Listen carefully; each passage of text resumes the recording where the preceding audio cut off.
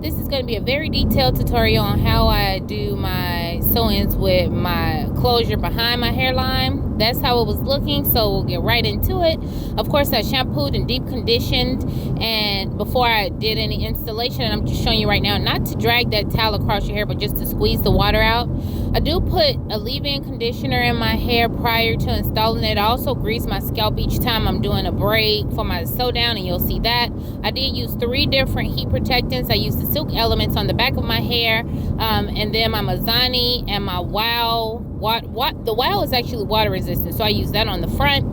And then I just braid straight down with a little edge control on my fingers, which I'm showing you. Each time I make a part, you'll see me greasing my scalp. That's because I want my hair moisturized underneath my sew-in. And then I just grab the bottom of the first braid and connect it to the second braid after I braid down a couple of times. This is going to help your sew-ins lay very flat, so make sure you do it that way. And these braids don't have to be cute. I just did this all the way around my head.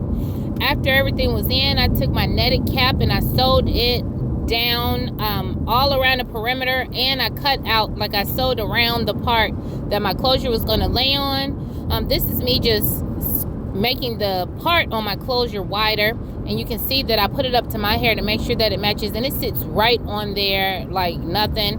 I decided to do my nails before I finished my hair. That was a terrible idea. I got up the next day and literally cut them all off. For my needles, I take a little bit of water and put it on my finger and then wrap that thread around there one time and just roll it off. And as long as you don't have all of those embellishments on your fingernails, you should be able to do that easily. And that's the knot that I have. That knot does not go anywhere. I usually like to have like 13 to 15 needles threaded at one time so I can just flow through.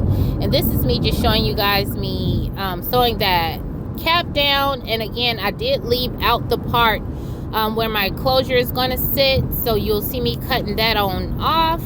And this is the hair that I'm installing. I got this hair from Amazon. I'll show you guys the vendor. This hair, y'all, was so full. I got a closure, 2 18 inches and a 16 inch, I believe it is. If it's wrong, then I'll put the right amount on there. But this hair was great.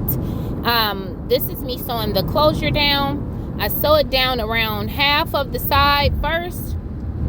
Then I take my rat tail comb, part a little bit of it forward, and sew straight down that braid on one side. Then I turn to the other side and do the exact same thing. Guys, do not skip the step of sewing this to that anchor braid in the front, sewing it down like this. That's going to not only help keep everything in place so your part lays extremely flat and looks very natural, but it's also going to help it last longer and stay looking fresh longer. So you'll see me do that on both sides.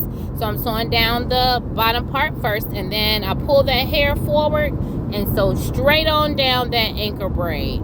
After that's all done, I'm going to cut that lace real close, and let me let you guys see what that was looking like. Look at that. Look at that. I mean, goodness, you can't tell me anything. It's laying flat. It's looking natural already, and we haven't even done anything to it for real. So don't skip those steps, guys. Those steps are very important. I do take my mascara and go over the lace just to color it a little bit, and I'm also going to put some of that mascara on my scalp just a little bit to make my hair look fuller, because I do have very fine, thin hair. But that's how it's looking. There is some texture right there because I had a braid in my hair, but you guys can see it's looking very natural. I went ahead and finished sewing everything in. I doubled all of my tracks as I put them in just to save on time. And I wanted to put as much hair as possible in my head. And of course, I'm going to rest my arm on that wall when my arm gets tired. But that's how we're looking with one bundle in. It was so full, y'all. I was like, let me put this hair to the test because something must be wrong. I literally flat ironed this hair about 15 times. I went over to flat iron with it. Then I curled it to see if it would curl good. I flat ironed it some more. I held the flat iron on it. I did everything. And then I just wet it up with water and hung it up so it could dry so we could see if it would curl back up. That's how you do a test. Whenever I get ready to start a new bundle, I always fold the track in half and hold my flat iron on there for a few seconds to make it as flat as possible, and that's going to help me to sew in. And you all will see, even though this hair is very voluminous, how flat it's laying to my head, and that's because I pinch it in pinch it with those flat irons. And you all see how that's looking? Look at that hair curl right back up. I was like, okay, we own to something. This is the last bundle that I have, and again, I doubled it so I could put as much in there as possible. The last piece that I put in, I'm going to attach to my closure to help hold it in place. And then when I took it down, literally that's how we're looking. This hair, so far I've had it in for about 2 weeks. I say A+.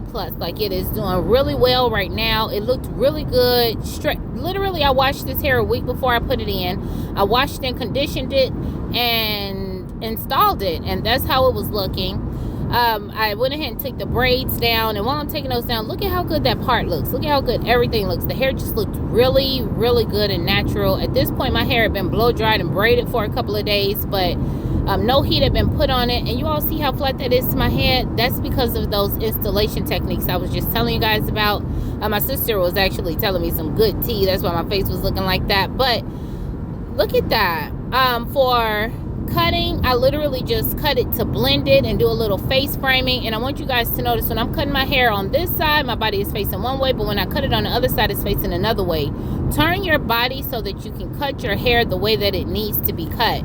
At this point, all I did was put some edge control on some of my leave out and left it alone. I didn't do a whole bunch because you know, my birthday was coming up and I knew I was going to be doing some stuff to it, and it really didn't need it. You all, this is how it was looking. I hadn't defined the curls or anything. I will tell you guys, when I got ready to define the curls, I literally just put some water and some foam on it, let it air dry, and you'll see in the video it came out really well.